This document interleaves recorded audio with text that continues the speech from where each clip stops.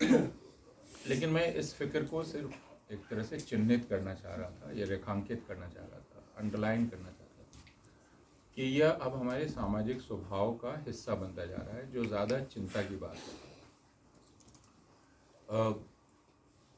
और इसमें यह 2014 के पहले भी था, लेकिन अब और भी ज़्यादा है कि हमारा जो मीडिया है वह मीडिया अपनी इच्छा से मुसलमान विरोधी कैंपेन कर रहा है। इसलिए मैं उस टर्म से सहमत नहीं हूँ जो टर्म गोदी मीडिया का टर्म, क्योंकि उससे हमें ऐसा लगता है कि वो सत्ता की गोद में बैठा हुआ है और सत्ता के कहने पर ऐसा कर रहा है। मेरी अपनी समझ है कि वह अपनी इच्छा से कर रहा है, उसको अपनी विचारधारा के कारण कर रहा है और उसको ऐसा करने में मज़ा आ रहा है। वो किसी के दबाव डालने पर नहीं कर रहा है, उसको यह करने में बहुत मज़ा आ रहा है। इसलिए वो नए नए तरीके निकालता है जिससे वह घृणा प्रचार और कर सके। वो टेलीविज़न चैनल, बॉलीवुड इंडस्ट्री, बाकी तमाम विषय निकालते हैं, मुद्दे निकालते हैं और बिल्कुल झूठ को भी प्रचारित करते हैं, और ये बस स्वेच्छा से करते हैं, किसी के कहने पर नहीं करते हैं। तो ये एक बहुत बड़ा नेटवर्क जो कानून के ज़रिए चल रहा है, गुंडों के ज़रिए चल रहा है, मीडिया के ज़रिए चल रहा है और सामाजिक स्वीकृति से चल रहा है।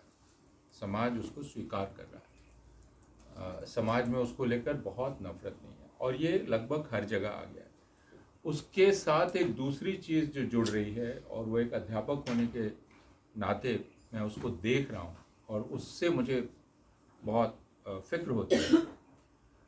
प्रशांत ने कहा उसको साइंटिफिक टेम्पर का अभाव, क्रिटिकल थिंकिंग धीरे धीरे ख़त्म होना। तो क्रिटिकल थिंकिंग की जो ऑर्गेनाइज जगह थी वो यूनिवर्सिटीज़ थी या स्कूल्स थे, क्योंकि हमारा और क्रिटिकल थिंकिंग जब भी होगी वह समाज को चुनौती देने वाली होगी। सामाजिक मान्यताएं, जिससे समाज आराम से रहता है। समाज आराम से तभी रहता है जब सामाजिक मान्यताएं चलती रहती हैं। सामाजिक मान्यता को जैसे ही आप चुनौती देंगे, समाज में बेचैनी फैल जाएगी। तो आज भी 2025 में भी सामाजिक मान्यता यह है कि लड़की की जगह, लड़की की आखिरी नियति शादी है, शादी करनी चाहिए। लेकिन मैं एक अध्यापक के तौर पे जानता हूँ, मेरी जितनी भी छात्राएं हैं वो विश्वविद्यालय में ज़्यादा से ज़्यादा समय रहना चाहती हैं ताकि उनको शादी ना करना पड़े। वो शादी नहीं करना चाहती और उनमें ज़्यादातर ऐसी हैं जिनकी आर्थिक स्थिति अच्छी नहीं है, निम्न मध्य वित्त की हैं। मैं अमीरों की बात नहीं कर रहा हूँ अभी, वे भी, लेकिन निम्न मध्य वित्त परिवार की लड़कियाँ। तो वो सामाजिक मान्यता से अलग रहना चाहती हैं और इसके लिए यूनिवर्सिटी उनकी जगह है। लेकिन अब यूनिवर्सिटी एक बहुत ही असुरक्षित जगह होती जा रही है लड़कियों के लिए खासकर, क्योंकि यूनिवर्सिटीज़ में प्रायः जो एक विचार प्रभुत्वशाली हो रहा है वो हिंदुत्ववादी विचार है और वो काफ़ी पुरुषवादी है ना। उसमें लड़कियां भी शामिल हैं, लेकिन वो एक पुरुषवादी विचार से, पितृसत्तात्मक विचार से प्रभावित लड़कियां हैं जो उसमें शामिल हैं, जो एक बहुत हिंसक राष्ट्रवादी विचार है, उससे वे संचालित। उनको लगता है कि वे राष्ट्रवाद कर रही हैं, वे राजनीति नहीं कर रही हैं, वे राष्ट्रवाद कर रही हैं। और यह राष्ट्रवाद धीरे धीरे विश्वविद्यालयों और स्कूलों के हर गतिविधि पर छाता जा रहा है। हमारी टेक्स्ट बुक, किताबें, हमारे क्लासरूम, हर चीज़ उससे प्रभावित हो रही है। उसका नतीजा यह हो रहा है, जो मुझे दिखलाई पड़ता है, उस पर विस्तार से बात करने का समय नहीं, उस पर काफ़ी लंबी बात हो सकती है। उसका नतीजा यह हो रहा है कि अब इसकी आशंका पैदा हो गई है कि थोड़े दिन बाद हम लोग ये भूल जाएंगे कि इतिहास करने का मतलब क्या होता है। what it is when we say we do history. What is history? We will lose sense of that. We will lose sense of what is science. We will lose sense of what is political science, क्योंकि पहले और आखिर में सिर्फ एक ही शब्द है, भारत। तो हमेशा ये कहा जाता है भारतीय परंपरा, भारतीय knowledge, Indian knowledge tradition, Indian knowledge tradition, Indian knowledge tradition. तो फिर साइंस भी वही है, फिजिक्स भी वही है, मैथमेटिक्स भी वही है, हिस्ट्री भी वही है, सोशियोलॉजी भी वही है। दिल्ली यूनिवर्सिटी में सोशियोलॉजी जब कोर्स बन रहा था तो उसमें यूनिवर्सिटी अथॉरिटीज़ ने कहा कि कास्ट शब्द नहीं आना चाहिए, बहुत ही ख़राब लगता है। इकोनॉमिक्स में कहा गया कि इकोनॉमिक्स ऑफ डिस्क्रिमिनेशन पेपर नहीं रहना चाहिए, क्योंकि डिस्क्रिमिनेशन सुनने में भी बहुत ख़राब लगता है। उन्होंने कहा कैसा लगता है, सुनने में बहुत बुरा लगता है, अच्छा शब्द नहीं लगता, तो इसको ड्रॉप कर देना चाहिए। तो जो चीज़ होने जा रही है और हो रही है, अगर आप एनसीईआरटी टेक्स्ट बुक्स को ध्यान से देखेंगे और बाकी टेक्स्ट बुक को ध्यान से देखेंगे, तो it's actually not only dumbing down, जिसमें आप ख़त्म कर देते हैं हर चीज़ को, वो विज्ञान हो, इतिहास, इसलिए इसको मैं सैफ्रनाइजेशन कह के नहीं समझ सकते हैं आप, क्योंकि ये दरअसल हर चीज़ को घटिया किया जा रहा है। हर चीज़ को आप इतना घटिया कर दे रहे हैं कि थोड़े दिन के बाद आप याद नहीं कर पाएंगे कि असली क्या होता है। इतिहास का मतलब क्या होता है? इतिहास का मतलब होता है महाराणा प्रताप विजयी हुए। तो महाराणा प्रताप 400 साल पहले हार गए होंगे, लेकिन अब राजस्थान की किताब ने उनको जिता दिया, तो हमको कहना पड़ेगा जीत गए, ठीक। तो हिस्ट्री का मतलब फिर क्या होता है? हिस्ट्री का मतलब होता है मैं जिन तथ्यों को पसंद करता हूँ, जो चीज़ मुझे पसंद है वो इतिहास है, जो मुझे नापसंद है वो नहीं है, उसको मैं देखना नहीं चाहता, इसलिए मैं मुगल हिस्ट्री को हटा दूंगा, किसी और को हटा दूंगा। वो है, वो थी, वो फैक्ट है। आप नहीं पढ़ेंगे, हार्वर्ड में इंडिया को पढ़ने वाला पढ़ेगा, क्योंकि इंडिया तो पढ़ा जा रहा है ना। जैसे एक समय तक हिंदुस्तान में बुद्धिज्म खत्म हो गया, लेकिन वो रहा ना, क्योंकि वो था तो दुनिया में रहा। तो आप अगर हिंदुस्तान से गांधी को खत्म कर देंगे तो खत्म हो जाएगा, लेकिन रहेगा, क्योंकि दुनिया की सारी यूनिवर्सिटीज में गांधी है। हिंदुस्तान से गांधी की सारी मूर्तियां तोड़ के फेंक देंगे, लेकिन लंदन पार्लियामेंट के बाहर मूर्ति लगी हुई है, जिस हुकूमत से वो लड़ा था उसने उसकी मूर्ति लगा दी। तो मैं हमेशा ये कहता हूँ कि भारत के ये जो नेता हैं, जिनके दिल में सावरकर बसता है, वो बेचारे जब भारत के बाहर जाते हैं तो उनको वहाँ का हेड ऑफ स्टेट उठा के गांधी की मूर्ति के पास ले जाता है, कहता है most welcome, you are from the land of Gandhi. ये कहते हैं कि ये क्या बात है, अब मुझे यहाँ भी माथा झुकाना पड़ेगा। अब नोट से भी हटाने की बात है। तो जो भी, तो यानी आप यहाँ कर दें, लेकिन बाहर तो आपको वो कहेंगे, वो ये नहीं कहेंगे फ्रॉम लैंड ऑफ सावरकर। यहाँ से उनको मिनिस्ट्री ऑफ एक्सटर्नल अफेयर्स नहीं कहेगी कि please don't call us people of Gandhi, call us people of Savarkar. वो कहेंगे वी वोंट। तो सर अभी 2-3 दिन पहले मैंने एक आर्टिकल पढ़ा, उसमें ये था कि सावरकर को भी आरएसएस अपना ऐसे कोई आइडल नहीं मानता है, just that they needed a hero against Gandhi, तो उनको अब चला दिया। That's right, it's not that वो हीरो नहीं मानता, वो अरुण शौरी कह रहे हैं बार बार। ऐसा नहीं है, आरएसएस एक बहुत इंटरेस्टिंग ऑर्गेनाइजेशन है, अगर खतरनाक नहीं होता तो इंटरेस्टिंग होता। तो क्योंकि आरएसएस कुछ भी कर सकता है। आरएसएस का जो कोर बिलीफ है वो एंटी मुस्लिम है, एंटी क्रिश्चियन है, उसको करने के लिए वो कुछ भी कर सकता है। जैसे मैंने कहा फुटबॉल का गेम, दिस इज फैसिज्म। तो आप ये नहीं कहेंगे अच्छा ये वाला तुमने कैसे कर दिया भाई, अभी आज ये कहा कल कैसे कह दिया ये, वो कहेगा करेंगे, क्योंकि मेरे उद्देश्य को अभी ये पूरा करता है, इसलिए मैं कर रहा हूँ। तो मैं दूसरी बात कह रहा हूँ, मैं ये कह रहा हूँ कि we will lose sense of everything, and it happens with countries. It had happened with China in days of cultural revolution.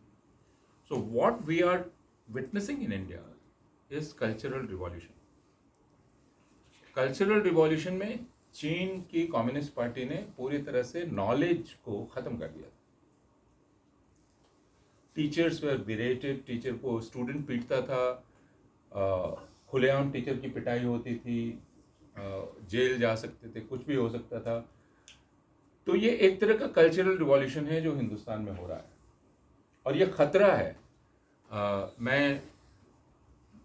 मेरी एक स्टूडेंट आई थी परसों, तो मैंने उनको बुलाया था क्योंकि वो अभी पढ़ा रही हैं, तो मैंने उनको अपने स्टूडेंट्स को एड्रेस करने के लिए बुलाया। तो मैंने उनको बाद में कहा कि आपको ये समझना चाहिए कि ये छात्र जो अभी एमए में हैं, ये पिछले 10 सालों में इन्होंने स्कूलिंग की है और ग्रेजुएट हुए,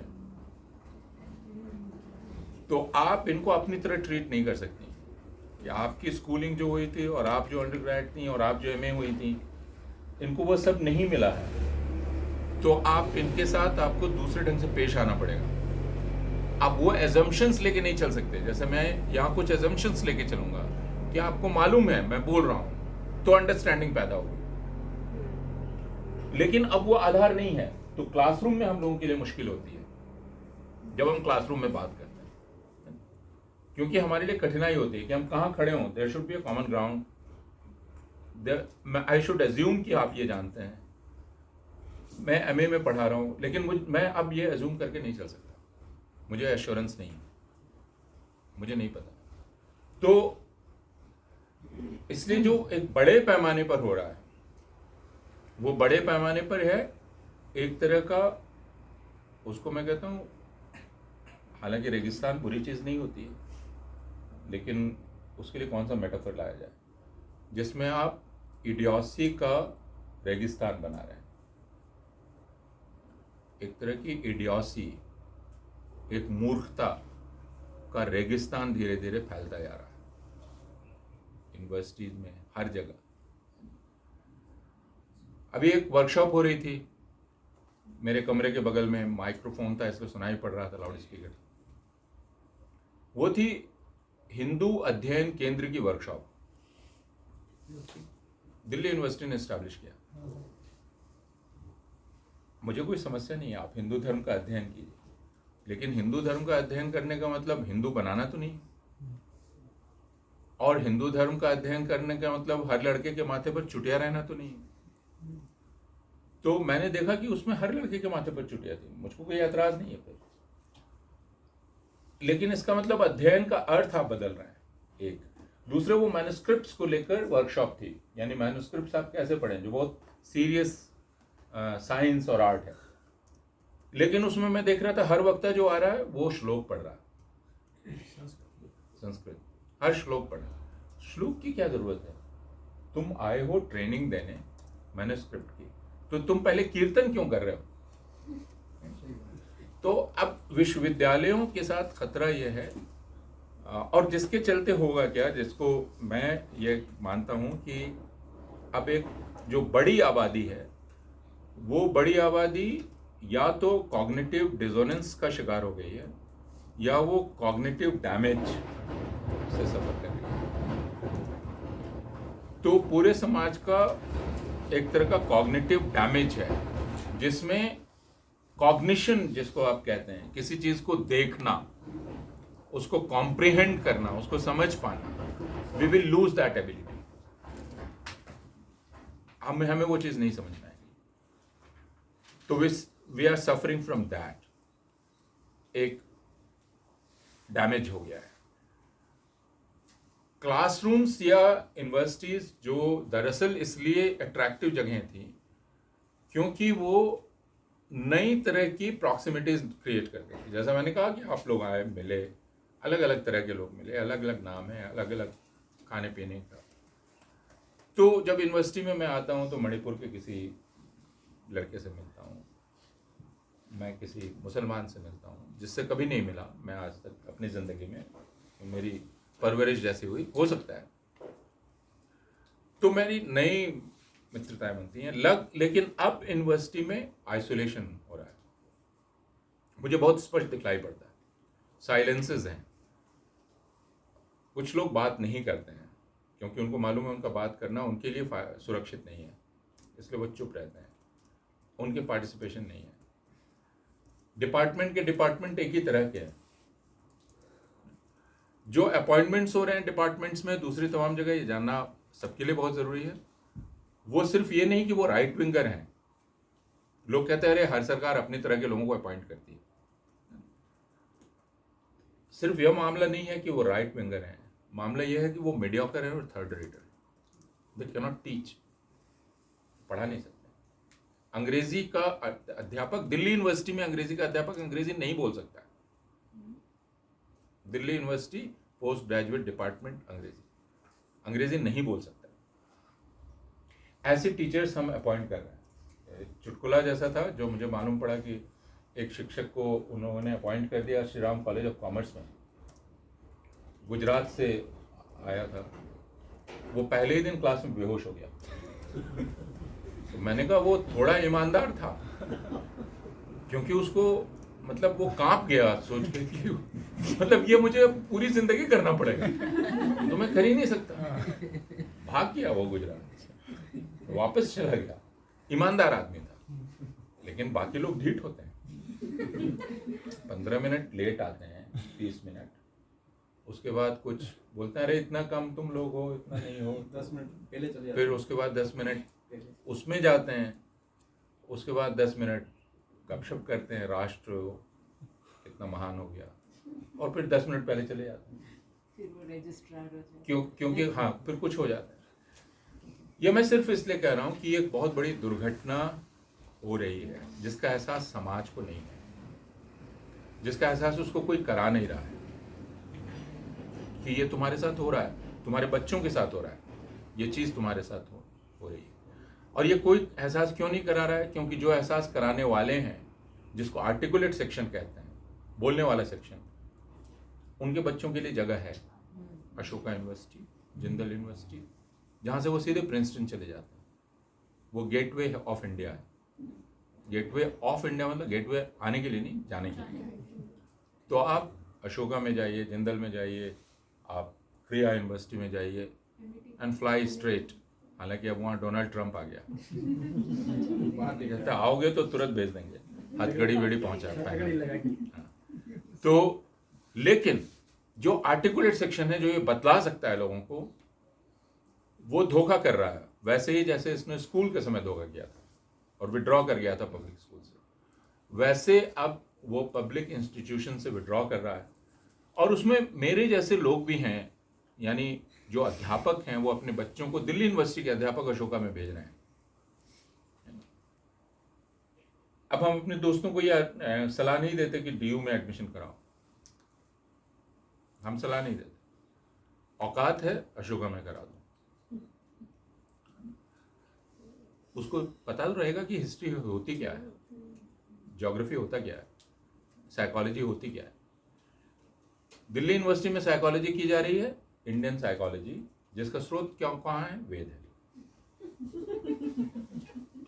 इवन मध्य प्रदेश में जो माखनलाल, जो पत्रकारिता की बड़ी यूनिवर्सिटी है, उसमें अभी एक रिसेंटली एक वीसी को अपॉइंट किया है, जो सिर्फ वीसी इसलिए बने हैं क्योंकि उनने मुस्लिमों के खिलाफ किताबें लिखी हैं, उफ़े मौलाना, मौलाना जिहाद, हाँ, इस तरीके से, और अभी वो ऐसे पत्रकार निकाल रहे हैं बना बना। हाँ, तो मेरा सिर्फ कहना यह है कि यह एक व्यापक स्थिति है, दिस इज बियॉन्ड हिंदू मुस्लिम। किसी ने कहा क्रिश्चियन एक ऐसा क्वेश्चन है जिस पे बात ही नहीं होती।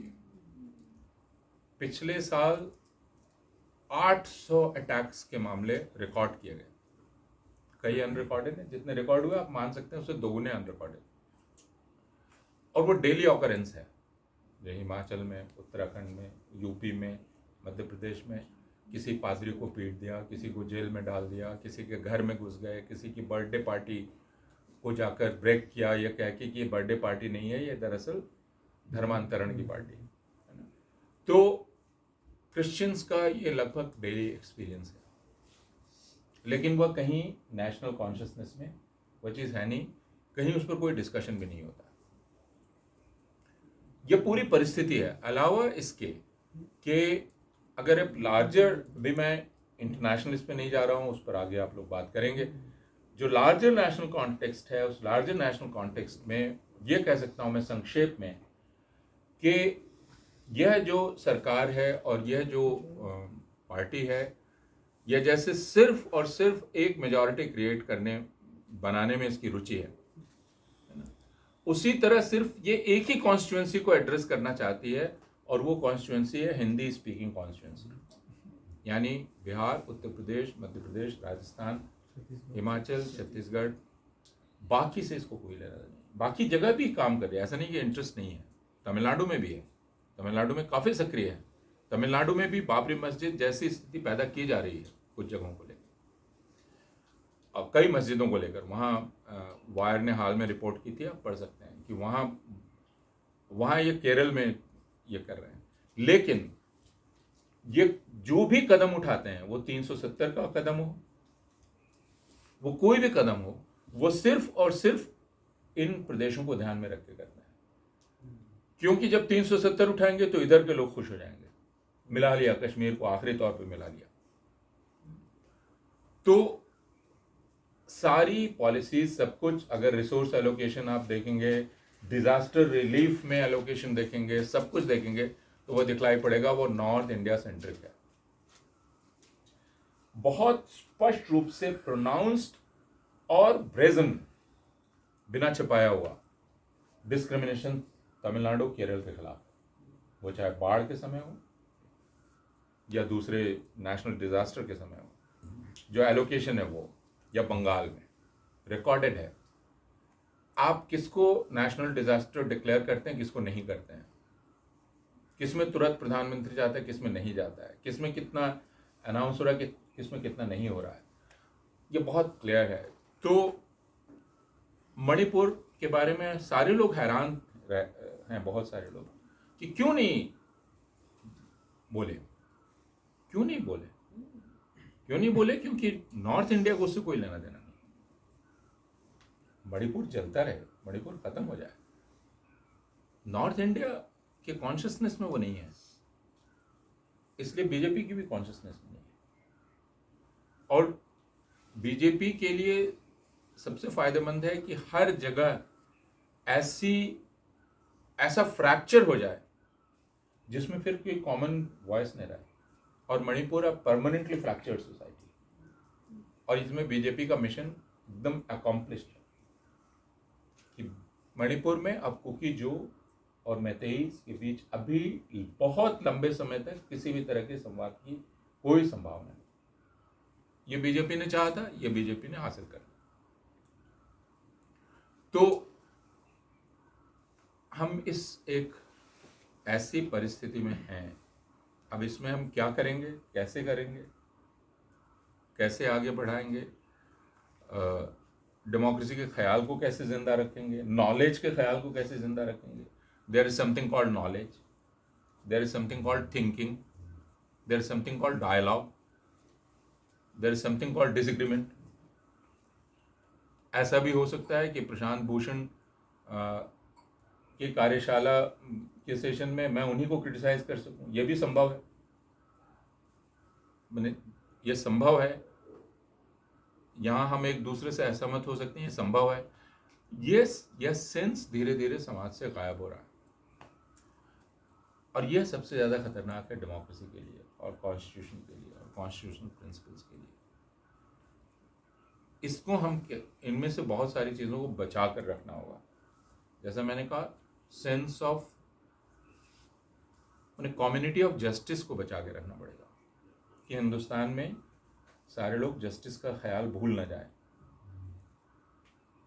मुसलमान वो लड़ाई लड़ रहे हैं, अब जकिया जाफरी को देखिए, 22 साल लड़ी, सुप्रीम कोर्ट ने कहा 22 साल, इंसाफ की बात याद रही, जरूर कोई साजिश। कैसे याद रह सकता? तो जरूर कोई साजिश है। वो क्या, सुप्रीम कोर्ट ने कहा कि वो लगातार उस कड़ाह को हिला रही है, कॉर्ड्रॉन को क्यों कर रही है, साजिश कर रही है। बट मैंने, ये हमारी जिम्मेदारी है कि हम सारे लोग जो कम्युनिटी ऑफ जस्टिस है उसको जीवित रखें और उसको बड़ा करें, जितना बड़ा कर सकते हैं। एक कुछ चीज़ों के सेंस को हम बचा के रखें, जिनकी बात मैं कर रहा था। अगर उनको हम बचा कर नहीं रखेंगे तो हम लड़ाई लड़ नहीं पाएंगे। हिंदुस्तान की डेमोक्रेसी की जो अपनी विशिष्टता है, उसके चलते लड़ने की संभावना अभी तक बची हुई है। कई फाइटिंग कम्युनिटीज हैं, जैसे पंजाब के किसान जो लड़े और जीते और फिर हारे और फिर लड़े, तो दूसरी जगह तो हर जगह जो उदाहरण हमें दिखलाई पड़ते हैं वो ये कि अगर, इसलिए अभी का अगर कोई एक टर्म है तो वो टर्म बैटल नहीं है, अभी का हमारा जो टर्म है वो रेजिस्टेंस है। हमें रेजिस्ट करना है, हमें रेजिस्ट करना है, रेजिस्ट करके ही हम एग्जिस्ट कर सकते हैं, अगर हमें तुकबंदी करनी है तो सिर्फ रेजिस्टेंस ही हमारे एग्जिस्टेंस को बचा कर रखेगा। तो हमें हथियार नहीं डालना है, हमें हर संभव तरीका निकाल के रेजिस्ट करना है। जहां हम मुकदमा कर सकते हैं वहां मुकदमा करेंगे, जहां हम जुलूस निकाल सकते हैं वहां हम जुलूस निकालेंगे, जिस कमेटी में है अपना डिसेंट नोट देना है हम डिसेंट नोट देंगे। हम ये नहीं कहेंगे कि अरे फायदा क्या है, हम जहां लिख सकते हैं वहां लिखेंगे, हम जहां बोल सकते हैं वहां बोलेंगे, क्योंकि अभी तक फाइनली सारे दरवाजे बंद नहीं हुए, होते जा रहे हैं जो दिख रहा है मुझको। मैंने अपनी आशंकाएं व्यक्त की हैं, लेकिन उनको रोका जा सकता है। मेरे जो स्टूडेंट्स अभी आते हैं मेरे पास, एमए के स्टूडेंट, और मैंने कहा वो इन 10 सालों में बड़े हुए हैं, तो उनके पास कोई रिसोर्स नहीं है जो रिसोर्स आपके पास था, है ना, दूसरी पीढ़ियों के पास था। उसके बाद भी उनमें इच्छा बची हुई है। इन तमाम क्लोजर्स के बाद मैंने वो गिरे हुए हैं, इसके बाद भी वो डिस्क्रिमिनेट कर सकते हैं, जिसको मैं विवेक कहता हूँ, कि कौन टीचर इडियट है और कौन टीचर है, और वो ये जान सकते हैं कि हो क्या रहा है ना। जब आप भारतीय राष्ट्र ज्ञान परंपरा की बात कर रहे हैं तो वो ज्ञान है या कुछ और है। Students can sense that, but will they get those resources जिनसे वो करें? कौन करेगा? टीचर्स डर गए, काफ़ी डरे हुए हैं। क्लास में हम खामोश रहते हैं, जिस बात को हम बता सकते हैं खुले तौर पर हम डरते हैं कि कोई रिकॉर्ड तो नहीं कर रहा है, क्योंकि वो रिकॉर्ड करके आधा मिनट वायरल कर सकता है, फिर मेरी नौकरी जा सकती है, फिर मैं जेल में जा सकता हूँ। और ऐसे मैं आपको पिछले सालों के सैकड़ों उदाहरण दे सकता हूँ जिसमें टीचर सस्पेंड हो गए हैं। इंदौर के एक लॉ कॉलेज का टीचर का प्रिंसिपल जेल गया। क्यों जेल गया? क्योंकि कहा उसकी लाइब्रेरी में एक ऑब्जेक्शनेबल किताब, कॉलेज की लाइब्रेरी में एक ऑब्जेक्शनेबल किताब थी जिसकी खरीद उसके आने के पहले हुई थी, but he was gelled, suspended, gelled. Class में एक टीचर ने कहा, महाराष्ट्र में, जब एक स्टूडेंट ने कहा कि मुसलमान बलात्कारी होते हैं, तो उन्होंने कहा कि बलात्कार हर कम्युनिटी के लोग करते हैं। She was served show cause notice, आपने ऐसा कैसे कह दिया? तो सस्पेंशंस, केसेस, फायरिंग, जेल, अब टीचर्स ये फेस कर रहे हैं। स्कूल्स क्या फेस कर रहे हैं? सर्वधर्म प्रार्थना सभा, स्कूल पर अटैक। सर्वधर्म प्रार्थना सभा कैसे कर सकते हो? इसमें तुम मुसलमानी प्रार्थना सुना रहे हो, मेरे बच्चों को मुसलमान बना रहे हो। अभी महाराष्ट्र में मुझे लोकायत की ही एक वॉलंटियर ने कहा कि उनकी बच्ची जिस स्कूल में पढ़ती है उस स्कूल ने कल्चरल सेंसिटाइजेशन का जो उसका पूरा आइडिया है उसके तहत ईद ऑर्गेनाइज की, और ईद में वहाँ जैसे सेवई हम खाते हैं वहाँ खुरमा कहते हैं। महाराष्ट्र के कोई हैं कि नहीं पता, शेर खुरमा, तो वो शेर खुरमा बांटा। Parents objected. शेर खुरमा क्यों बांटा? मेरे बच्चों को मुसलमान बनाना चाहते हो। बड़ौदा के एक स्कूल ने कल्चरल सेंसिटाइजेशन में बच्चों को कहा कि let us go and visit a mosque to know what a mosque is. Parents objected, Bajrang Dal objected, it had to be abandoned. So not that there are not people who do it. There are these schools who want to do it. Ludhiana, जहाँ की आप बात कर रहे थे, लुधियाना में Delhi public school पर पत्थर चले। क्यों? क्योंकि उसने जो एडिशनल रीडिंग दी थी अपने बच्चों को, उसमें एक रीडिंग थी शाहीन बाग पर और एक रीडिंग थी कश्मीर पर। तो कहा कि ये विड्रॉ करो, हटाओ। पत्थर चलाए, शीशा तोड़ा, सब कुछ किया, स्कूल वालों ने कह दिया डिस्ट्रिक्ट एडमिनिस्ट्रेशन को, डिस्ट्रिक्ट एडमिनिस्ट्रेशन ने कहा हटा दीजिए ना, 2 ही किताब तो हटानी है। उन्होंने कहा हम स्कूल ही बंद कर देंगे, आप या तो हमको सिक्योरिटी दीजिए या हम स्कूल बंद करें, हम गुंडों के कहने पे 2 किताब नहीं हटाएंगे। दे डिडंट विथड्रॉ, उन्होंने हिम्मत दिखाई, लेकिन ये हिम्मत सब नहीं दिखा पाते। तो ये कहानियां जो मैं बतला रहा हूँ ये सिर्फ नमूने हैं, हिंदुस्तान में रोज ये घट रहा है, स्कूल में, कॉलेज में, यूनिवर्सिटी में, जिसका नतीजा बहुत दूर तक होने वाला है। आज आप एक असिस्टेंट टीचर अपॉइंट करते हैं, असिस्टेंट प्रोफेसर, जिसकी औसत उम्र 22 से 23 साल है, अब हमारी रिटायरमेंट एज 65 है, वो 45 साल रहने वाला है। एक ऐसा आदमी जो अपना विषय नहीं जानता है 45 साल रहने वाला है, क्या 45 साल में वो विषय सीख जाएगा? मैंने 1-2 शिक्षकों से कहा कि आप आ गए, जिस तरह भी आए, जिसकी भी चरण सेवा करके आए, अब तो विषय पर ध्यान दे दीजिए। लेकिन वो नहीं देंगे, नहीं दे पाएंगे, क्योंकि वो आदत खत्म हो गई।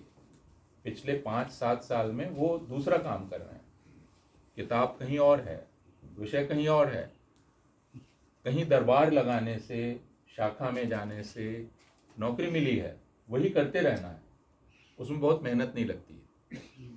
चापलूसी में बस एक बार आत्मा मार लेनी होती है, उसके बाद वो अच्छी लगने लगती है, काफी मीठी लगती है। तो सीएम भी बन जाते हैं हाँ, दिल्ली में भी। तो विश्वविद्यालय और स्कूल और कॉलेज, और ये सबसे बड़ा खतरा है जो इस समाज को पैदा हो रहा है, जिस खतरे का एहसास किसी को नहीं है। क्योंकि हिंदुस्तान में, जैसा मैंने कहा, जिसको बताना है वो एकदम खामोश होके चुपचाप चला गया एक तरफ। हमारे यूनिवर्सिटी से वैसे टीचर्स भी चले गए हैं वैसे जगहों पे, वो अच्छी किताबें लिख रहे हैं, वो बस बोल नहीं रहे हैं कि क्या हो रहा है, हम जहां से आए वहां तो बता सकते हैं, लेकिन समाज को बताया नहीं जा रहा है। तो ये बताना भी हमारा काम होगा, क्या हो रहा है।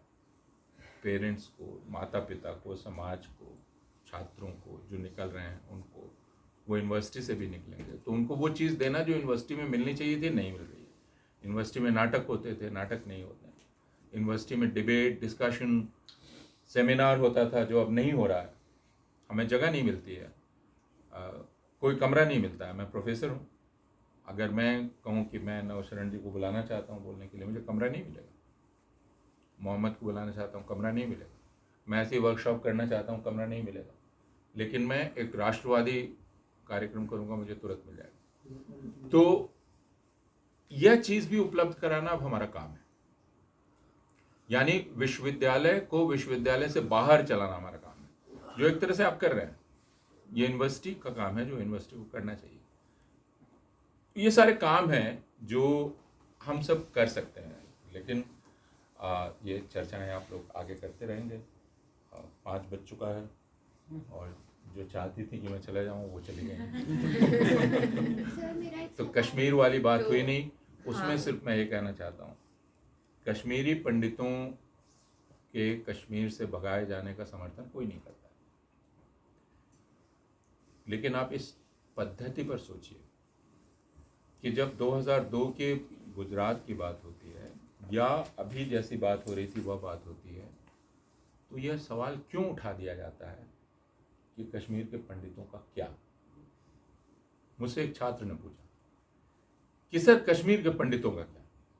मैंने कहा आप ये सवाल क्यों कर रहे हैं? बोले सर उस पर बात नहीं होती। मैंने कहा अभी मैं बात उस पर तो नहीं कर रहा था, अभी मैं बात कर रहा था जुनैद के मारे जाने पर। जुनैद के मारे जाने के आप खिलाफ हैं या पक्ष में? या इस पर आप उत्तर तब देंगे जब मैं कश्मीरी पंडितों पर हत्या का विरोध कर दूं। और मान लीजिए कि मैं कश्मीरी पंडितों की हत्या का विरोध कर दूं, तब आप कर देंगे जुनैद पर हत्या का विरोध? नहीं करेंगे। तो आप ये सवाल क्यों कर रहे हैं? इसलिए यह सवाल अपने आप में एक ऐसा सवाल है जो ऐसे दिमाग से निकलता है जो मान कर चलता है कि कोई हिंसा जायज होती है, और कोई इस तरह की हिंसा को जायज ठहराएगा भी। आज तक कश्मीरियों के कश्मीर से पंडितों के निकालने को किसी सेक्युलर ने जायज़ नहीं ठहराया, कोई जायज़ नहीं ठहरा, वो जायज़ नहीं है। लेकिन क्या वो कह देने से आप मान लेंगे कि 2002 में जो कत्लेआम हुआ था वो गलत हुआ था? मैं अगर ये बयान दे दूं, मैं अपने माथे पर लिख लूं, खड़ा हूं और मेरे माथे पर लिखा हो पंडितों के पलायन की मैं भर्त्सना करता हूं, तो क्या आप 2002 के बारे में बोलेंगे? नहीं बोलेंगे। इसलिए ईमानदार सवाल नहीं है, बेईमानी से भरा हुआ सवाल है। जब भी आप एक हिंसा की बात होती है, उस पर स्टैंड लेने की जगह आप तुरंत मुझसे पूछते हैं आप उस पर अपना स्टैंड लीजिए, तो आप बेईमानी कर रहे हैं। और इसको समझने की आवश्यकता है कि हम ऐसा क्यों करते हैं। जी, मेरी बात खत्म है। एक तो क्वेश्चन है कि जो हमारे देश की जनसंख्या है तो कितनी परसेंटेज कॉन्शियस है, कौन कितने मगर लगने वाली है? नहीं, एक बात समझिए, कभी भी कोई जनता किसी भी देश की 100% कॉन्शियस नहीं होती। कॉन्शियस नहीं, प्रोसेस है। नहीं, मैं अपनी बात बता रहा हूँ।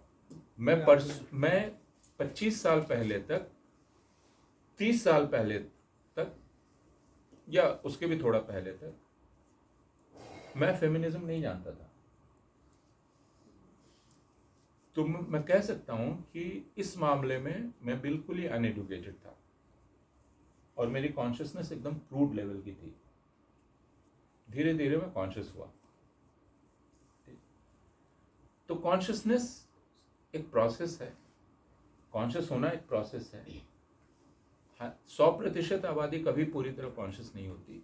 असल चीज क्या है, समाज के पूरी तरह कॉन्शियस होने से समाज नहीं बचता है। समाज को बचाने के लिए जो इंस्ट्रूमेंट्स बनाए गए हैं उनका कॉन्शियस रहना बहुत आवश्यक है। ठीक है, हम इडियट हैं मान लीजिए, लेकिन मुझे जीने का हक है। इडियट्स की हत्या तो नहीं कर दी जानी चाहिए ना। सोवियत यूनियन में एक समय हुआ, स्टालिन ने भी कहा अनप्रोडक्टिव लोगों को मार डालो, है ना, कत्लेआम खत्म करो जो अनप्रोडक्टिव। कॉन्शियस किसको होना है? कॉन्शियस होना है डीएम को, कॉन्शियस होना है एसपी को, कॉन्शियस होना है जुडिशरी को, कॉन्शियस होना है यूनिवर्सिटी के टीचर को। इनको कॉन्शियस होना है, ये इनकी रिस्पॉन्सिबिलिटी है। कॉन्शियसनेस एक प्रोसेस है। अगर मैं टेक्स्ट बुक खराब बना दूंगा तो मैं पूरी की पूरी जनरेशन निकालूंगा जो कॉन्शियस नहीं हो सकेगी। टेक्स्ट बुक की रिस्पॉन्सिबिलिटी किसकी है? स्टेट की है, एनसीईआरटी की है, एससीईआरटी की है, स्टेट बोर्ड की है, सीबीएसई की है।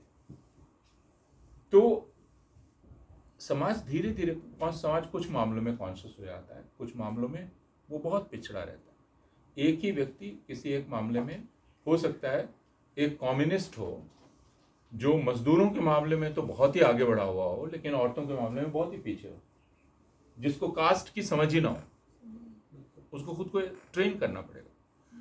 तो इसलिए कॉन्शियसनेस एक बहुत अनइवन और धीरे धीरे चलने वाली चीज है। असल चीज है समाज को बनाए रखने के लिए जो उपाय किए गए हैं वो अपने उनके भीतर कॉन्स्टिट्यूशनल कॉन्शियसनेस है कि नहीं। वो तो आपने बताया कि गिर गई, तो खत्म हो गया। हाँ, अब क्या तो करें? उसके बाद सिविल सोसाइटी आती है जिसके भीतर ये कॉन्स्टिट्यूशनल कॉन्शियसनेस है, और उसकी ये रिस्पॉन्सिबिलिटी होती है कि वो इसको जीवित रखने का काम करे। उसका काम इस समय बहुत कठिन है, लेकिन ये उसको करना है। ये बहुत इम्पोर्टेंट बात है। जी सर मेरा एक सवाल है। जी। लास्ट ईयर मैंने एक जगह इंटर्नशिप की थी, भोपाल से थोड़ा आगे रूरल इलाका है, और वहाँ पे जब मैं गई थी तब मुझे एक्चुअली पता नहीं था। मैं एक एसोसिएशन के साथ, एनजीओ के साथ इंटर्नशिप कर रही थी, जहाँ हम वो जो रूरल बच्चे हैं उनके लिए 1 महीने के लिए समर कैंप लगाते हैं for give them exposure and fun activities उनके साथ करने के लिए। तो जब मैंने वहाँ काम किया मुझे 1 महीना बहुत मज़ा आया।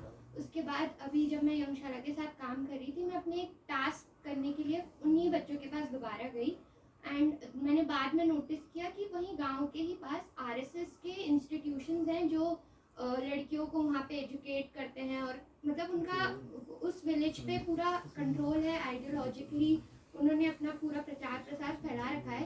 तो जब मैं वो टास्क करने गई थी, मैं अपने साथ मेरे जूनियर्स और मेरी क्लासमेट को लेके गई थी। उसमें से 2 मेरे साथ मुस्लिम थे, एक ने हिजाब पहना हुआ था और एक ने नहीं पहना हुआ था। तो बच्चे बहुत रिस्ट्रिक्ट कर रहे थे खुद को उनके साथ मेलजोल बढ़ाने के लिए, और जब हम वापस आने लगे तो उन बच्चों ने कॉन्शियसली बाय बाय कहने की बजाय जोर से चिल्लाया जय श्री राम, क्योंकि उनको लगा कि वो बोलेंगी नहीं। और मेरी फ्रेंड ने मुड़ के बोल दिया कि हिजाब पहने होने के बावजूद उसने बोल दिया जय श्री राम। एंड फिर उनको लगा कि नाम पूछ लेते हैं हम कि ये कौन है, कि हमारी शायद समझ गलत हो रही है। तो उन्होंने नाम पूछा और उनको लगा कि एक का नाम फिरदौश है तो अच्छा नहीं लगेगा एक से नाम पूछे, तो उन्होंने सबसे ही नाम पूछा। और फिर बाद में वो देखने लगे। उसके बाद मेरा मन थोड़ा ख़राब हो गया, क्योंकि मुझे ऐसा लगा कि मुझे इन बच्चों के साथ आगे भी काम करना है। मेरे लिए अब एज देयर टीचर मैं सोच रही थी कि मैं इस साल भी वापस जाऊँ। मेरे को ऐसा लग रहा है कि मैं उनको कुछ ज़्यादा इस बात पे समझ नहीं दे पाऊँगी कि क्या सही है क्या गलत है, क्योंकि वहाँ पे कुछ परमानेंट इंस्टीट्यूशंस है जिनके थ्रू उनकी फैमिली और वो पूरे तरीके से उनके सब्जेक्ट हैं। और जो उनकी फैसिलिटेटर है मेन, उनका नाम ओशीन है। तो स्टार्टिंग में उनको भी नहीं समझ में आया था कि वो, उनको लगा कि ओशीन एक मुस्लिम नाम है, तो वो उनको भी अलाउ नहीं कर रहे थे। तो ये डिस्कशंस तो हम उनके साथ नहीं कर सकते, लेकिन एज ए टीचर मैं क्या करूँ।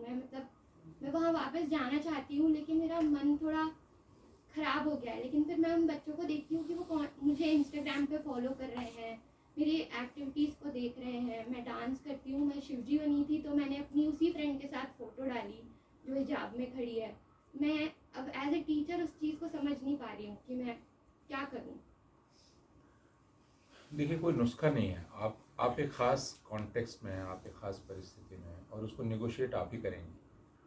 लेकिन ये आपके लिए चैलेंज है कि आपको जाना है। ये चुनौती है। उस चुनौती को आप छोड़ नहीं सकते। आप उसमें फेल करेंगी, पास करेंगी, मालूम नहीं, लेकिन आप छोड़ तो नहीं सकती। तो आपको जूझना पड़ेगा। और ये बहुत इंटरेस्टिंग चीज़ होगी, तो खुद आपके लिए बहुत क्रिएटिव, बहुत इंटरेस्टिंग, क्योंकि आपको एक भाषा विकसित करनी पड़ेगी जिससे पहले आप प्रवेश करें उनके भीतर, और फिर नेगोशिएशन की जगह बनाएं, और फिर आप उनको सोचने की तरफ ले जाएं। और ये काफ़ी लंबी प्रक्रिया होगी, क्योंकि एक काउंटर फोर्स मौजूद है वहाँ, जो ज़्यादा बड़ी फोर्स है। तो इसलिए जो स्ट्रेटजीज़ आप निकालेंगी वो औरों के पास नहीं है पहले से, है ना। कुछ आपको सामान्य बातें लोग कह देंगे, लेकिन वो आपके किसी काम नहीं आएंगी। वो बच्चे कैसे हैं, उनसे आपका निजी रिश्ता कैसा है, उनका रहन सहन कैसा है, उनकी दोस्तियाँ कैसी हैं, उनको और कितने लोगों से, जैसे इनको आप ले गई, इंटरेक्ट कराया, क्या आप उनको यह सोचने के लिए कह सकती हैं कि तुमने क्यों नारा लगाया था जय श्री राम? आइए हम लोग बात करें, क्यों ये कहा? इसके पहले तो बाय बाय ऐसे नहीं करते थे, इस बार क्यों किया? तो बात करें, और ऐसे बात करें जो थ्रेटनिंग ना हो, जिसमें उनको ये ना लगे कि आप पहले से कोई राय बना चुके हैं। आप ये कहें कि मुझे लगा कि आप लोगों ने तरीका बदल दिया बाय बाय का, तो क्या है, ज़रा इसको मैं समझना चाह रही हूँ। ये भाषा नहीं होगी जो आप इस्तेमाल करेंगे, जो मैं आपसे कह रहा हूँ। लेकिन ये एक ऐसे चैलेंज है जिसको तो आप छोड़ नहीं सकती हैं। इस चैलेंज ये आपके लिए चैलेंज है, तो आप उससे घायल होकर निकलेंगी नहीं। एक चोट आपको लगी है अभी, वो चोट हम लोगों को क्लास में रोज़ लगती है।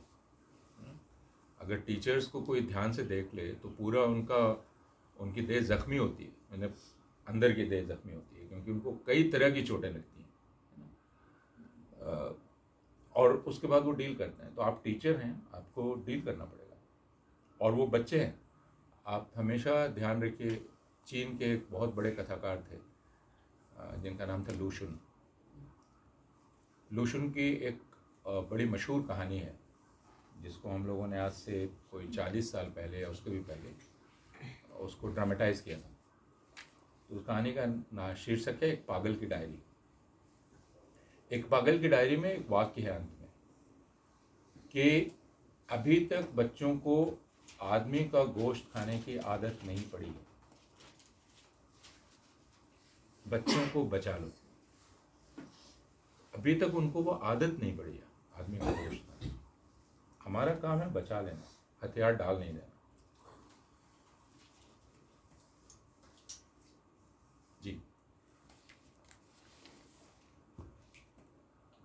क्वेश्चन मैंने पहले प्रशांत सर से भी किया था। मैं जैसे पहले पब्लिकेशन के साथ थी, पर वही आइडियोलॉजी इश्यूज थे, तो I became an independent journalist and foreign publications के लिए लिखते हैं क्योंकि वहाँ पे ये कंट्रोल नहीं रहता है, अपने हिसाब से हम आइडियाज़ एंड स्टोरीज कर सकते हैं। बट प्रॉब्लम ये है कि बहुत ज़्यादा social media harassment and social media attacks होते हैं। और अभी रिसेंटली ये हुए, इतना ज़्यादा हुआ कि वो किसी ने गुजरात में बैठे हुए कोई बीजेपी के आईटी सेल ने हम लोग की डिटेल्स निकाल के एंड सोशल मीडिया पे कर दिया and had more than 1 million views. तो जब ऐसा कुछ होता है तो फिर फैमिली से भी प्रेशर आता है कि लो प्रोफाइल रखो और मत करो और ये वो। तो ये वो एक रोज़ की बैटल है, रोज़ वो सोचना पड़ता है किस तरीके की स्टोरीज़। हम लोग स्टोरीज़ अब आजकल काफ़ी हम इंडिपेंडेंट कंट्रीब्यूटर्स हैं क्योंकि हमारी कोई बैक नहीं है, हमारे पास कोई ऑर्गेनाइजेशन नहीं है जो हमें बचाएगी। तो we are doing soft stories, climate and gender पे स्टोरीज़ कर रहे हैं, बट कहीं ना कहीं एंगल बीच में लाने की कोशिश करते हैं। अब यहाँ बैठे पता नहीं कितने लोगों को पता है कि नहीं, पीछे 5 सालों में इंडिया में जितने भी जर्नलिस्ट की मर्डर्स हुए हैं उसमें से 70% क्लाइमेट जर्नलिस्ट हैं। बिल्कुल। तो वो भी उसके एक बारे में रिस्क- मैंने बात ही नहीं की। हाँ, मीडिया वो एक रिस्क अलग बना रहता है। तो वहाँ पे अब ना हम इंडिपेंडेंट कंट्रीब्यूटर बन के फ्रीली काम कर पा रहे हैं और ऑर्गेनाइजेशंस के साथ तो बिल्कुल ही वो स्कोप नहीं है, तो वो भी हमारे लिए स्कोप कम होता जा रहा है। कोई जवाब नहीं मेरे पास। पतली गली में से निकलना पड़ेगा। आप जो बोल रही हैं वह है, और इसीलिए कहते हैं कि जिस समय में हम लोग हैं वो फैसिज्म है, जिसको लोग मानना नहीं चाहते हैं क्योंकि एम्बैरसिंग है। लेकिन आप जो कह रही हैं वो अपने आप में यह बतला रहा है कि कहाँ है, क्योंकि आप अब अपनी स्टोरीज नहीं कर सकती हैं जो स्टोरी आप करना चाहती हैं। तो you choose soft subjects. Those soft subjects for some areas are not soft, they are very hard. You can be killed for doing that.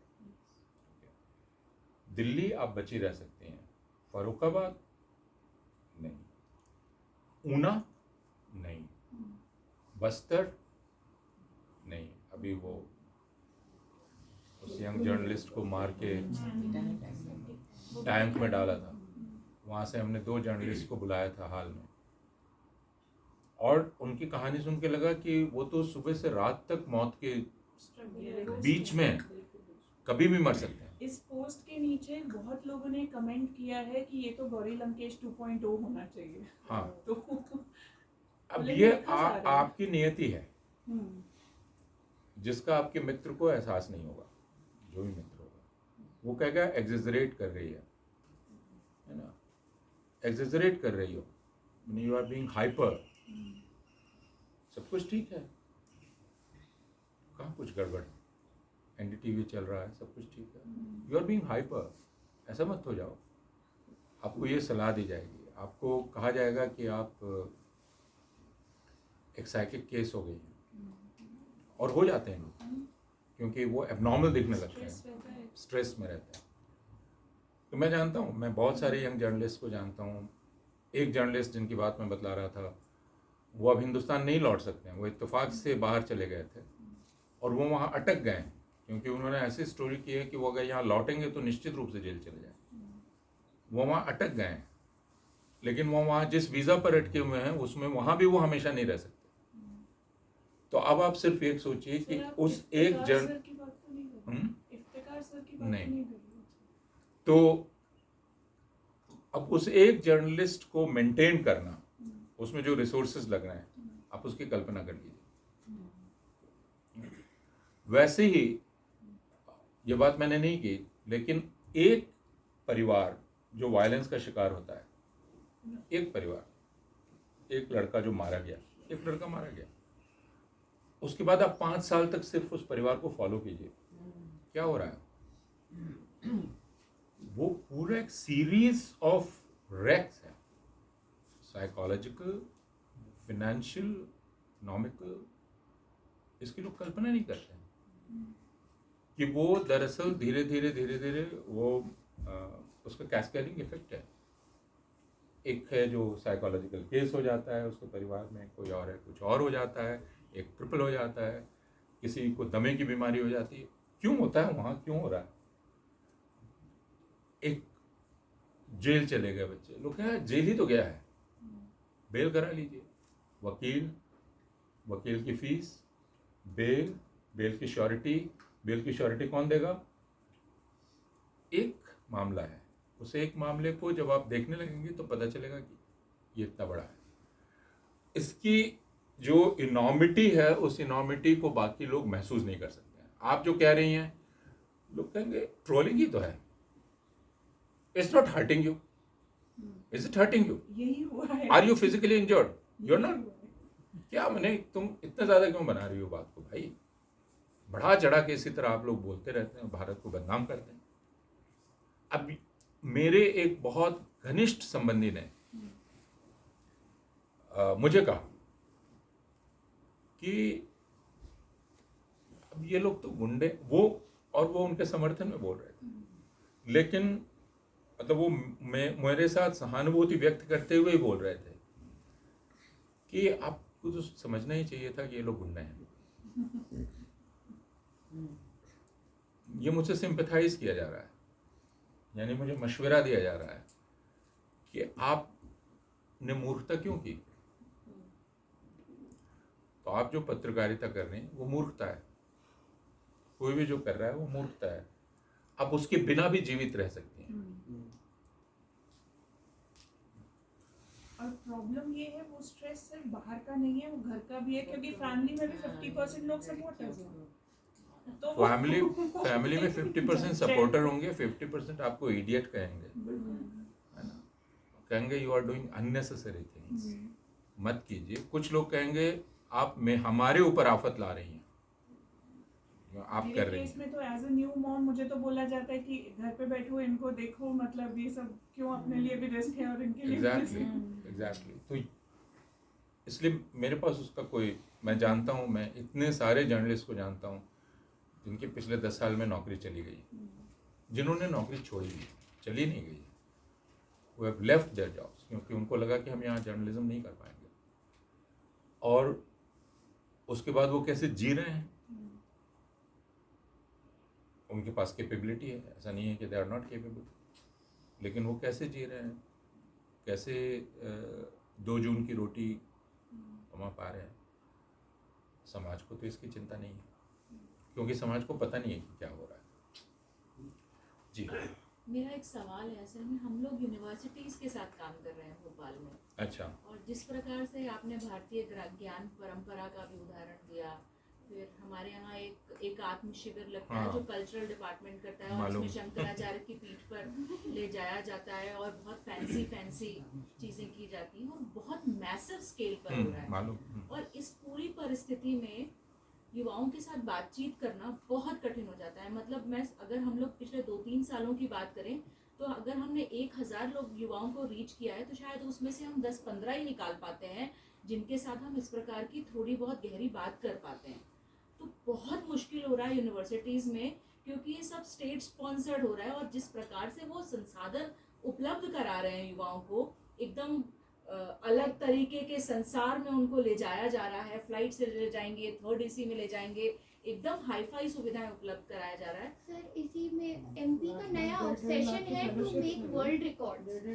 ये वो हर जगह है। उत्तर प्रदेश में इतने लाख दिए जलाए। नो दिस हैज हाँ, इवन फॉर फेलोशिप्स, युवाओं के साथ भयानक फेलोशिप्स तो प्रोग्राम्स एक्चुअली जो किया जाता है, इसलिए मैं कह रहा हूँ कि ये कल्चरल रिवॉल्यूशन है।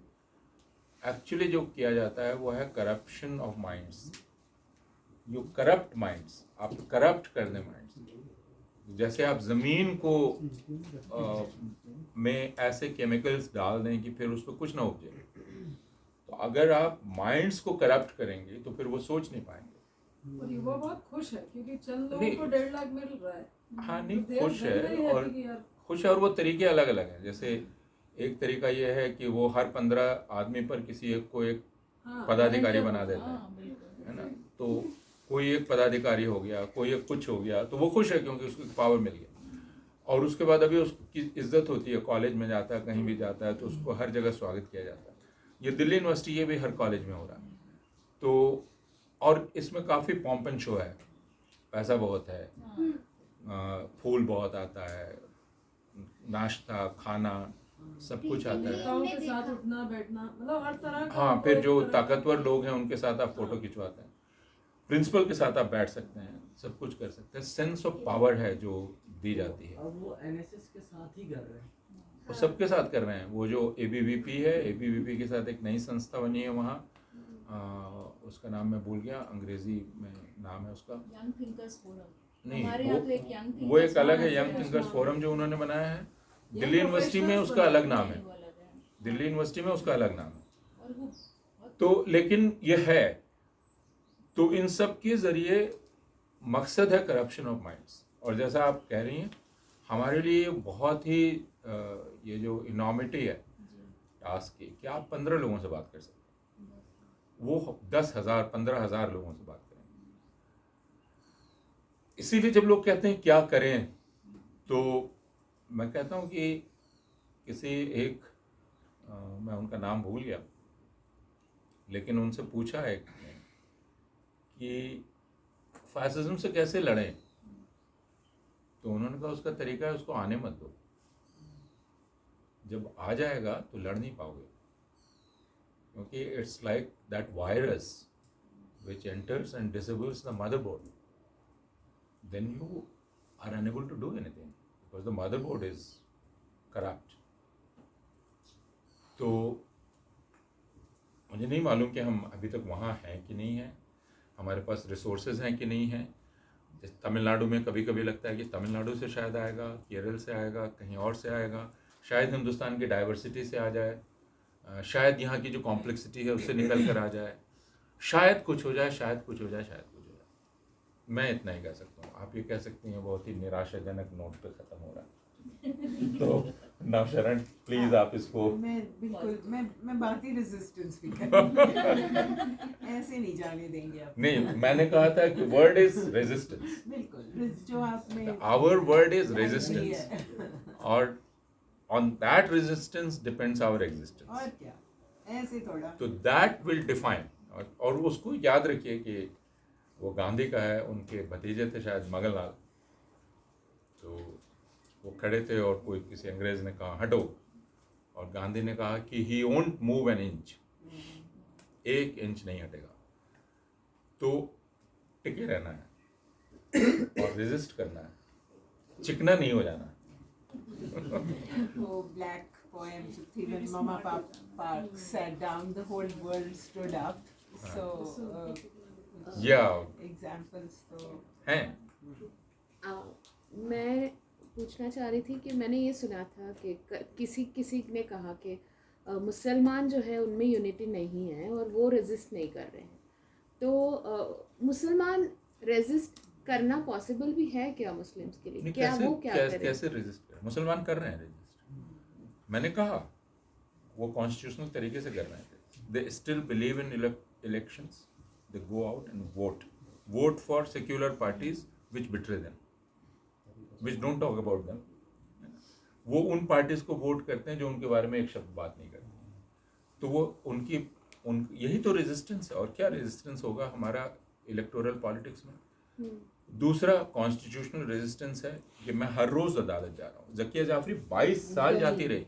आप कल्पना कीजिए, एक औरत 22 साल निचली अदालत से सुप्रीम कोर्ट तक लड़ी। आप बिल्किस बानो की कल्पना कीजिए, 15 साल लड़ी, 15 साल।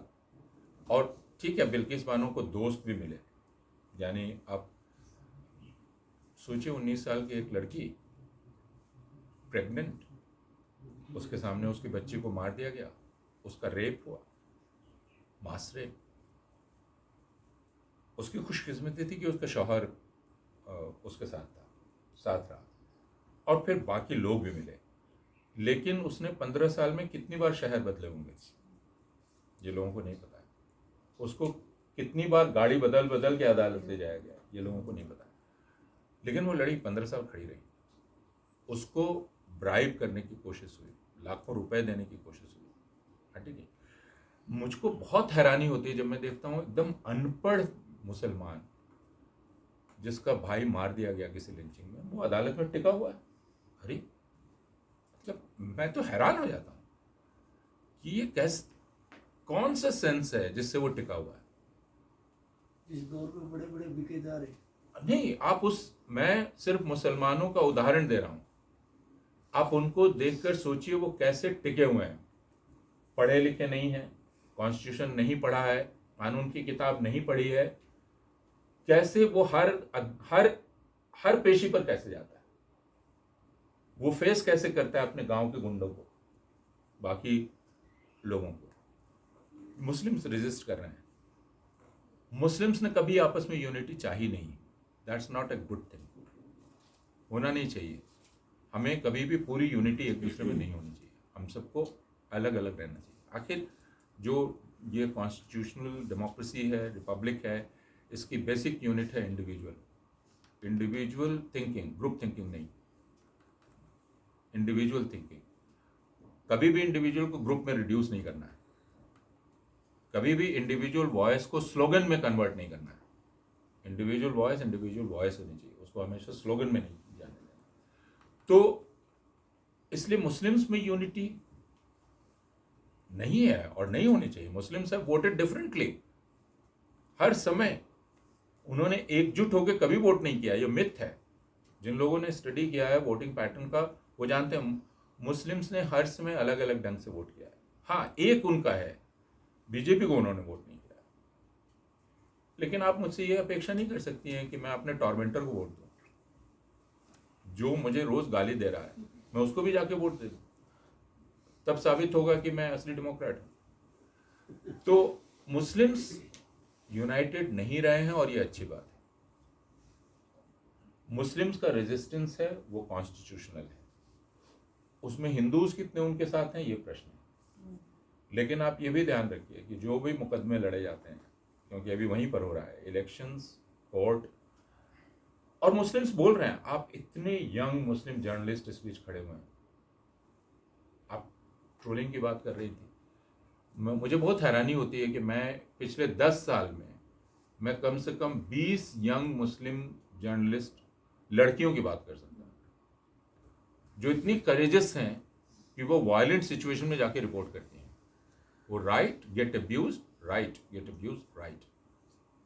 यहाँ 2 यंग जर्नलिस्ट हैं जो मुस्लिम नहीं है, हिंदू हैं, जो यहाँ आके रह रहे हैं। वो हिमाचल रिपोर्ट करने आए, दे वर हाउंडेड, उनको किसी तरह चारों तरफ से सपोर्ट किया, दे वर हाउंडेड। मतलब हम लोगों को एक समय लगा कि वो मार दिए जाएंगे। हिमाचल में जो वायलेंस चल रहा था उसकी रिपोर्ट करने आए कि कहीं उनकी हत्या ना हो जाए, कहीं वो पहचान ना ली जाए।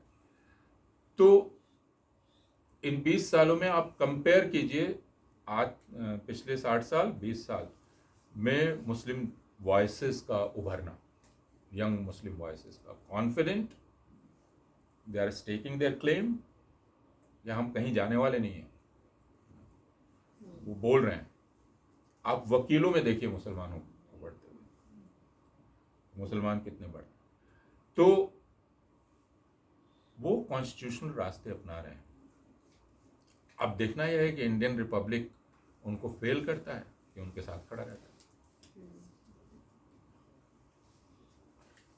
मेरा अगर कोई सबसे बड़ा सोर्स है इंस्पिरेशन का, कॉन्फिडेंस का, और मैं तो बुजुर्ग हो गया तो डिप्रेस्ड होने का अधिकार है मुझको, आप लोगों को नहीं है, आप लोग नौजवान हैं। तो उसमें फिर मैं इन सब नौजवानों को देखता हूँ कि, और मुसलमानों को देखता हूँ। That is the source of inspiration for me, कि इफ़ दे आर फाइटिंग, मैं नहीं कह सकता कि नहीं अब कुछ नहीं बचा। I can't give up. हम में से कोई अफोर्ड नहीं कर सकता है, और हम में से कोई अगर गिव अप करता है, he or she is failing that Muslim woman who is still fighting the case of Junaid in the court. कल परसों भी वो वकील आया था फरीदाबाद में, अभी भी विटनेस प्रोटेक्शन चल रहा है। जुनैद का मर्डरर बाहर है, वो बीजेपी का लीडर हो रहा है अब धीरे धीरे, वकील केस लड़ रहे हैं। परसों फरीदाबाद से उसने फ़ोन किया, सर आया हूँ, विटनेस से बात कर रहा हूँ। जुनैद के मारे हुए कितने साल हो गए? 10 साल, लगभग 10 साल, 17 या 18।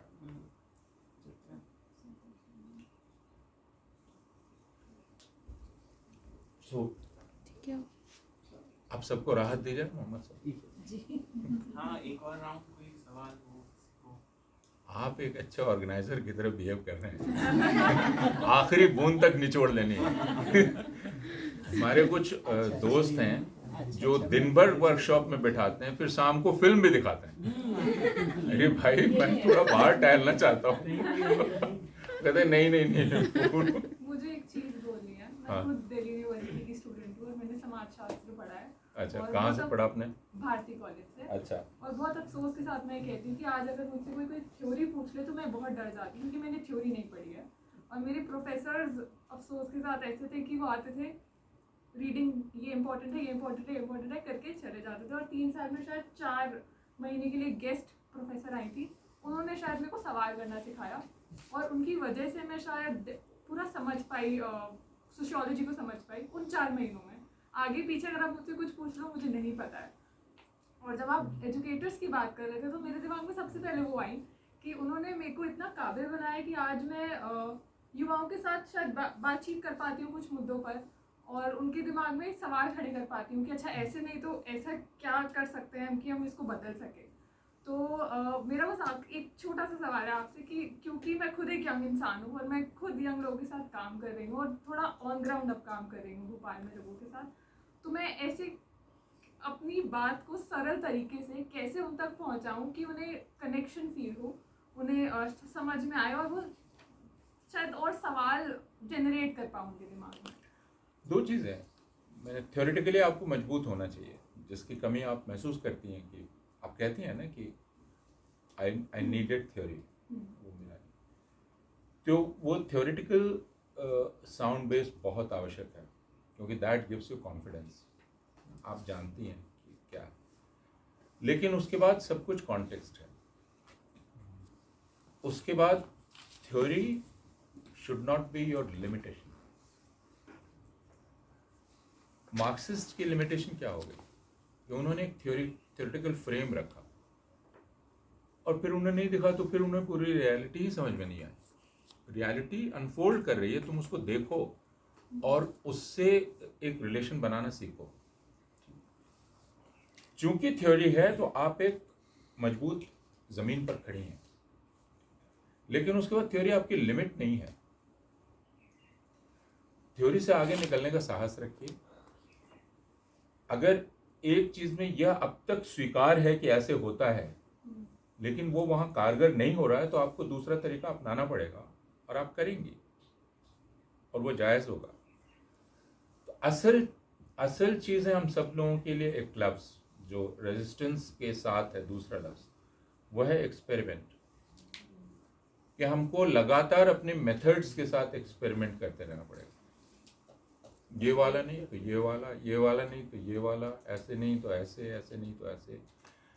हम किसी को भी अंतिम मान के नहीं चल रहे हैं कि ये मेथड है, ऐसे करना है, ये सेक्युलर भाषा होती है, इस सेक्युलर भाषा में ऐसे बात करेंगे। मैं अपनी भाषा खुद इवॉल्व करूँगी, और वो हो सकता है मैं जिस कम्युनिटी में अब काम कर रही हूँ, मुझे वहाँ की इमेजेस लेनी पड़ेंगी, वहाँ की भाषा लेनी पड़ेगी, मैं वहाँ से बात करूँगी। क्योंकि मेरा असल मकसद क्या है? असल मकसद है पहले एक ब्रिज तैयार करना जिससे मैं उन तक पहुँच सकूँ। उससे भी ज़्यादा ज़रूरी है सबके लिए, क्योंकि यहाँ सब लोग कम्युनिटीज़ के साथ काम करते हैं अलग अलग, वो है कि आपको ट्रस्ट बिल्ड करना है। वो पहली चीज़ है, टू बिल्ड ट्रस्ट। उसका मतलब क्या हुआ? उसका मतलब ये हुआ कि आपको अपनी क्रेडिबिलिटी स्टैब्लिश करनी है, that you come across as a credible personality जिसमें उनका ट्रस्ट है। क्योंकि आपकी बात तभी मानी जाएगी जब आप में ट्रस्ट होगा। इसलिए नहीं कि आपकी बात सही है, आपकी बात सही है लेकिन आप क्रेडिबल आदमी नहीं है। जैसे कोई टीचर जो क्लास लेता ही नहीं है लेकिन एकदम पॉलिटिकली सही बात करता है, स्टूडेंट्स उसके बाद नहीं मानेंगे, क्लास ही नहीं लेता है। तो आपको क्रेडिबिलिटी हासिल करनी है, अपनी साख बनानी है, और उस साख के जरिए फिर आप ब्रिज बना पाएंगे और तब आपकी बात सुनी जाएगी। बात सही है इसलिए नहीं सुनी जाती है, ये आप समझ लीजिए। इसलिए बहुत जो लोग आते हैं ना, बहुत सही बातें करते, वो हमारे ऊपर से निकल जाते हैं, छू कर, जैसे घड़े पर से पानी चला जाता है ना, क्योंकि उसने ट्रस्ट नहीं बनाया और the person didn't come across as a credible honest person. तो जब भी हम इंटरपर्सनल रिलेशन में जाते हैं, कम्युनिटी में जाते हैं, first condition is to earn that trust, establish that trust, establish yourself as a credible personality, that you are someone people should trust and you are honest. उसके बाद आपकी बात सुनी जाएगी। वरना लोग कहते रहते हम तो बात तो सही कह रहे थे, लोग मानते ही नहीं। लोग मानते इसलिए नहीं कि आप आदमी गलत है, ये आप नहीं समझ रहे हैं, है ना। और कई बार हम अपने इस एरोगेंस में रहते हैं कि चूंकि मेरी बात सही है, तो हम उस एरोगेंस से बात शुरू करते हैं, हम पूरी तरह से उसका कॉन्टेक्स्ट भूल जाते हैं जिससे हम बात कर रहे हैं। जैसे मैंने अपने स्टूडेंट्स से कहा, डोंट फॉरगेट, ये जो स्टूडेंट्स हैं इनका कॉन्टेक्स्ट 10 साल का कॉन्टेक्स्ट, आपका कॉन्टेक्स्ट एकदम अलग है। आप वो डिमांड नहीं कर सकती, मैं आपसे डिमांड कर सकता था, आप नहीं कर सकते। तो don't be arrogant, they don't have what you had, तो आपको कोई अधिकार ही नहीं है एरोगेंट होने का। ये 2-3 चीजें हैं जो बुनियादी हैं, जिनसे हम लोगों के बीच काम, क्योंकि हर काम डायलॉग है, कोई भी आप काम कर रहे हैं। तो जितने हेटफुल लोग भी हैं ना, उनसे भी बात की जा सकती है। आखिरी बात मैं ये कहना चाहता हूँ, एक यूरोप के बहुत बड़े चिंतक हुए थियोडोर एडोर्नो, उन्होंने एक लेख लिखा, जो लेख हम सब लोगों को पढ़ना चाहिए। शायद वो लेख है एडुकेशन आफ्टर ऑशविट्ज, क्योंकि एक बहुत बड़ी चिंता जर्मनी में हुई। हाउ डिड ऑशविट्ज हैपन, मैंने how did a cultured society like German society allow such a thing to happen, ऐसी चीज होने कैसे दी गई। ऑशविट्ज या Writer's name is? नहीं, what is the name? Theodor Adorno. And what is the name of the writer? Writer is Theodore Adorno. The Adorno. no, And the the name of the article. article is most probably Education After Auschwitz. I'll also share it with Mohammed and he can share it. तो एडोर्नो ने कहा कि 2 levels हैं, एक जो hate organise करता है और एक जो ऑर्गेनाइज हो जाता है, और फुट सोल्जर्स। आपको हमेशा दोनों में फर्क करना पड़ेगा और आपको दूसरे से लगातार बात करनी पड़ेगी, क्योंकि जो हेट ऑर्गेनाइज कर रहा है उससे आप बात नहीं कर सकते हैं। इसलिए बहुत सारे लोग जो मुझे कहते थे आरएसएस वालों से बात की जाए, मैंने कहा नहीं कर सकते हो, बेकार है। बिहार में एक कहावत है, गोईठा में घी सुखाना, बेकार घी सुखा रहे हो गोईठा में, मैंने जला दो बाद में, अच्छा जलेगा ठीक से। लेकिन आपको बात उनसे करनी पड़ेगी जो ऑर्गेनाइज किए जा रहे हैं, because they don't know many things, they are being led into something, it's your responsibility. So education becomes very important. तो अडोर्नो ने कहा कि the primary responsibility of education should be, and the motto of education should be, never again. Auschwitz इसके बाद फिर कभी नहीं, but how can that be achieved, उसका माध्यम एजुकेशन है। एजुकेशन सिर्फ स्कूल में नहीं होता है, आप जो कर रहे हैं वो एजुकेशन है, आप जो कर रहे हैं वो एजुकेशन है, आप जो कर रहे हैं जो यूनिवर्सिटी स्टूडेंट्स वो एजुकेशन है। तो आपको अपनी पेडागॉजी, हम सब लोगों का चैलेंज है पेडागॉजी इवॉल्व करना। पेडागॉजी हमेशा कॉन्टेक्स्ट स्पेसिफिक होती है। You have theories, but if अगर आप कॉन्टेक्स्ट को भूल जाती हैं तो फिर हर चीज़ मुंह के बल गिर जाएगी। तो हमें अपने कॉन्टेक्स्ट को याद, जैसे ठीक है उस लड़की ने पलट के कहा जय श्री राम, कह दिया ना, मैं थ्योरेटिकली मैं कहता खबरदार क्यों कहा, जैसे मैं अगर रहता मैं कहता एकदम नहीं, लेकिन उस लड़की ने पलट के कह दिया। हाँ, मैं सरप्राइज थी। वो सरप्राइज थी, लेकिन उसने बहुत मैं उसको क्लेवर कहूंगा, स्ट्रेटेजिक कहूंगा जो उसने किया, मेरे साथ ही है मेरी क्योंकि उसने she shocked them which was necessary, she shocked me as you as well, but she shocked them, जो बहुत ज़रूरी था। ठीक है, तो जैसे पटना में एक टीचर ने मुझे बताया कि वो आई तो आया मंदिर वहीं बनाएंगे, मुसलमान टीचर थी, आई तो ब्लैक बोर्ड पर बच्चों ने लिखा हुआ था पहले से, मंदिर वहीं बनाएंगे। शी डिडंट रिएक्ट, उसने कहा मंदिर ज़रूर बनाएंगे, पहले जरा इकोनॉमी पर भी बात कर लें। तो कौन बनाएगा मंदिर, कौन लोग हैं, क्या करेंगे? तो this was again a strategy. She felt hurt कि उसको स्टूडेंट ने इस तरह ट्रीट किया। She felt very hurt. जब मुझसे मिली तो आंख में आंसू थे कि सर मैं क्लास में गई और ये नारा लिखा हुआ था। मैंने कहा आपने क्या किया? बोली मैंने ये किया। मैंने कहा आपने बिल्कुल ठीक किया, जैसे उसने बिल्कुल ठीक किया। हालांकि अगर वो मुझसे पूछती, मैंने कहा कभी नहीं कहना, तो मैं थ्योरी दे रहा होता, मैं उस पर एडिक्ट रहता, जय श्री राम नहीं बोलना है, मैं कभी नहीं बोलूँगा। लेकिन कॉन्टेक्स्ट मास्टर है। जैसे उसने बोल दिया, लेकिन I was hurt because I was connected to कुछ भी आपने उस लड़की, वो मुसलमान लड़की ने कहा ना जय श्री राम, तो आपको आप हर्ट हो सकते हैं जेन्युइनली, लेकिन फिर आप उस पूरी सिचुएशन में बने, you have to shock the students into thinking हाँ, वो उस मुसलमान औरत ने क्यों कहा जय श्री राम। फिर मैं जो सोच रहा था वो क्या था, फिर then you can lead them to think कि what is this Jai Shri Ram. जय श्री राम, जय सिया राम, राम राम, है ना। And you can say that why doesn't a Muslim find Ram Ram offending. बिल्कुल।